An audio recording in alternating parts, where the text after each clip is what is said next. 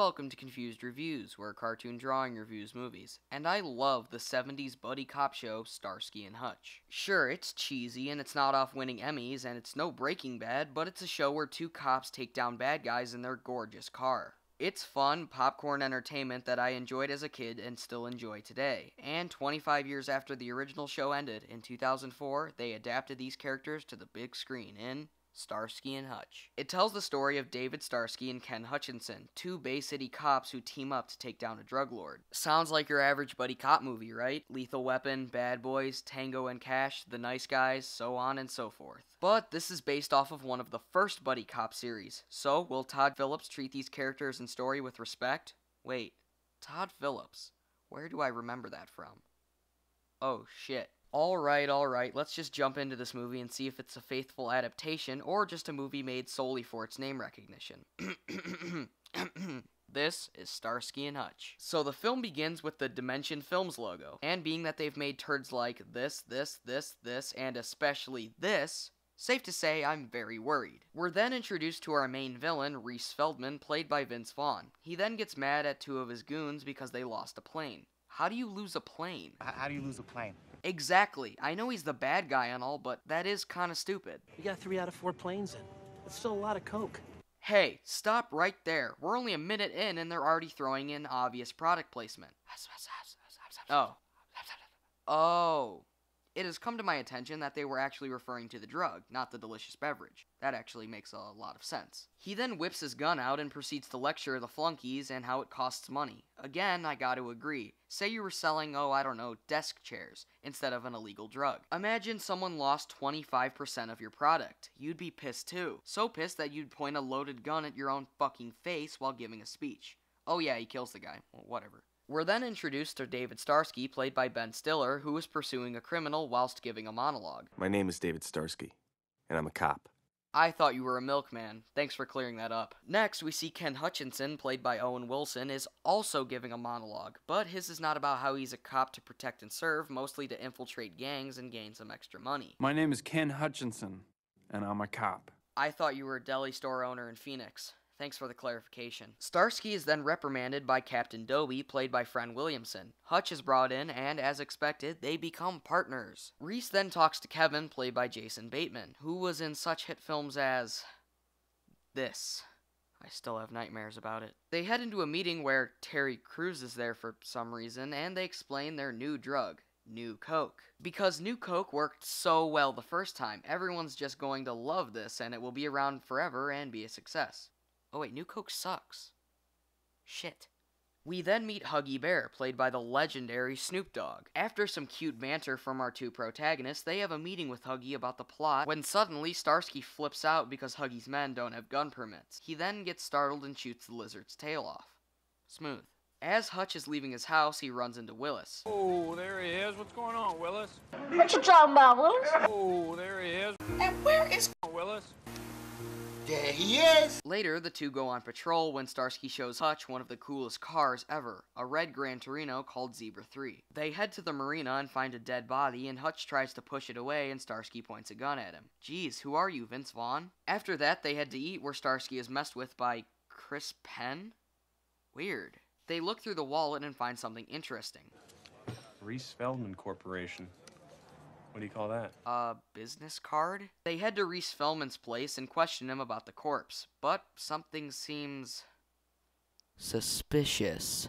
After that, they go and check out the Bay City Kitties, cheerleaders that are attractive, to say the least. They begin to question them, and their acting is about as bad as something you'd see in a cheap porno. And just because they had access to hot girls, they question Heather about, What was I talking about again? Something about Ben Stiller, or something? I don't know. Anyway, they meet up with Huggy for a little update on the plot. Fun fact, that car actually belongs to Snoop Dogg, so it obviously is filled with more weed than a dispensary. He informs them about a massive coke deal going on, and also says the jacket Heather gave them is Big Earl's. Let me guess, being that this is a Ben Stiller and Owen Wilson movie, Big Earl is going to be played by Will Ferrell. Just wait. After shaving, Chris Penn makes fun of Starsky again, and just like last time, it's pointless other than the fact that they make a joke that they used hand towels instead of other ones. They then hop on motorcycles and head to Big Earl's biker bar. Basically, they beat up two guys and find out that Big Earl is in prison, so then why did Jeff claim to own the bar? What a dumbass. They go and see Big Earl, played by Will Ferrell. See, I fucking called it. In exchange for answers, he makes Hutch show him his belly button. What? He also makes him look at him mean, like a dragon. What? Buffalo Bill here then tells them that he was paid in coke, and they ask, Right, so where's the coke? you know, in most soda machines. He then makes them do something disgusting. He made Starsky ride on Hutch's back shirtless and act like dragons. Man, that's a weird sentence. But it turns out the coke they got from Big Earl isn't coke at all. It's just sweetener, like Splenda. But it makes you super fucking hyper. They get thrown off the case and it's given to Minetti. Oh, that's why Chris Penn is in this movie. So he can have the job for one scene until they go and get it back anyway. Makes a lot more sense. We also find out Big Earl is working for Reese, like it wasn't the most obvious thing ever. What's next? You're going to tell me water is wet? Starsky and Hutch have Stacy and Holly over for questioning, and Starsky makes some coffee and uses the coke not knowing it's actually coke. This should be interesting. He then gets more jittery than someone with Parkinson's and hallucinates birds around Hutch's head. Even though it's impossible to hallucinate on cocaine. But it made me laugh, so I'll let it slide. They go to a disco club because this was the 70s, and Starsky bumps into Dancing Rick. They solve this quarrel like everyone in the 70s, a dance-off, hosted by Patton Oswalt. The two go at it for a while in what is honestly one of the best scenes in the movie, and there's also these really awkward cuts to Patton Oswalt narrating the whole thing. They got him in the movie, so they're gonna get their money's worth, damn it. They both give a good effort, but in the end, the victory is given to Dancing Rick. Starsky, still coked out of his mind, doesn't take too kindly to this verdict and throws the DJ to the ground. He then shoots off a few rounds and Hutch takes him to the floor. Don't do drugs, kids, or else you might freak out and take a DJ hostage. Also, something I noticed is Hutch takes Starsky down and his badge is next to his head. Hutch picks it up and shows it to the crowd, and then it's suddenly by his head again. Weird. They get home and Starsky is put to bed. The girls then proceed to both kiss him and then kiss each other. What comes next, I can only presume, got a little weird and a little messy. But it cuts to eggs, so it's okay. The next morning, after a hangover cocktail, we find out that the bag of coke actually was a bag of coke. So the lesson you should take from this movie is as follows. If a criminal gives you a bag of coke, specifically telling you it is coke, but you don't think it's coke, don't ingest it and then get surprised when it turns out to actually be coke. After that amazing life lesson, the two head out and they're attacked and the car is shot up. This is almost as sad as when Mad Max's car got destroyed in the beginning of Fury Road.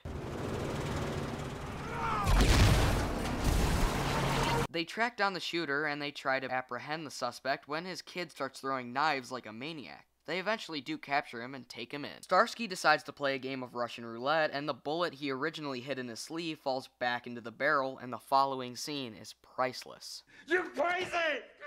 After the recollection that he almost died, and after some Chinese food, Chow explains that he met the bad guy on...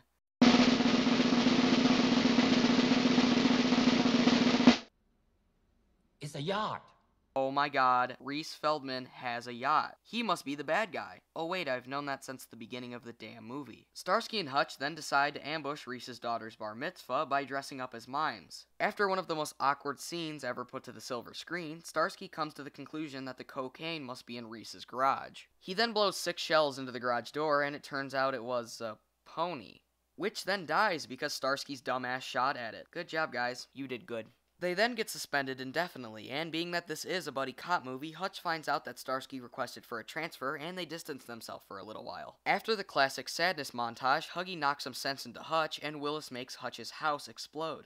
Geez, he got some serious air. I'm gonna give that a 10. Willis is taken to the hospital and read stories by Huggy. I wish Snoop Dogg would read me stories. Oh yeah, and the two make up, blah blah, we all knew it was going to happen. We then have another montage. This time they spy on Reese and take down some bad guys. Very reminiscent of the action in the show, which is cool. They then wire up Huggy Bear and make him be Reese's caddy, while they observe from the car. They then find out that they're transporting the coke at a banquet, so they suit up again. And Starsky's character is... Do it. Do it. rather unique. He also reminds me of someone... Do it! Oh, and look! She has the same reaction most people have when Shia LaBeouf talks to them. So just do it! After a heartwarming speech by Reese, they announce the winner of the car raffle. Starsky then predicts that the coke is in the car. Starsky, remember what happened last time you tried to predict things? Hutch lies and says he won, and they shoot open the trunk to reveal the cocaine inside. Wouldn't be the first time in a Ben Stiller movie for the plot device to be inside a car. Yeah, I'm talking to you, Tower Heist, 5 years later and I'm still pissed. Hutch gets taken hostage for a minute and Feldman escapes, but not after Starsky shoots Dobie. He lies and says it was Feldman, prompting permission to go and take him down. They chase him on a golf course and get stuck behind an ice cream truck. Just do what they did on Assault in Precinct 13. I want a vanilla twist. Except that guy is Starsky and she was the driver. That's better. Reese escapes in his yacht and they decide to jump the car onto the boat. They make an honorable effort, but they completely miss. That beautiful car. It was so beautiful. Just as you think the bad guys win, turns out Huggy was on the boat and knocks that bitch out. He also borrows some money from a briefcase. They throw a party for the big bust, and Starsky is still sad about the car. I feel the pain. They head outside to find the original Starsky and Hutch outside with a replacement car. This was an awesome cameo, and the quick banter between the four of them is honestly my favorite part of the movie. They drive off and jump the car as Aerosmith's Sweet Emotion plays us out. And as the credits roll, we see some outtakes, bloopers, and Reese throwing Kitty off the yacht, as well as another homage to the TV show. And that was Starsky and Hutch, and it's a damn fun time. It's a faithful adaptation of the classic TV series, and you can tell there was passion for this project. They carefully recreate a lot of classic cliches of the show, including the way the action is filmed and the way the camera pans as a new scene starts. Its leading men are great as the title characters, and I think they did these characters justice. And I especially love Snoop Dogg as Huggy Bear. There aren't too many actors that I think could play him, and I think Snoop did great. The only thing I can find wrong with this movie is that it's the same as almost every buddy cop movie with its screenplay and doesn't take too many risks. But if it ain't broke, don't fix it. If you're a fan of the show or just buddy cop movies, I'd recommend it. It's a fun watch throughout, and I'd even consider it to be one of the best in its category. I'm going to give Starsky and Hutch a B+. I recommend it. Phew, good thing there isn't another movie based on a 70s TV show with two male protagonists released in the mid-2000s.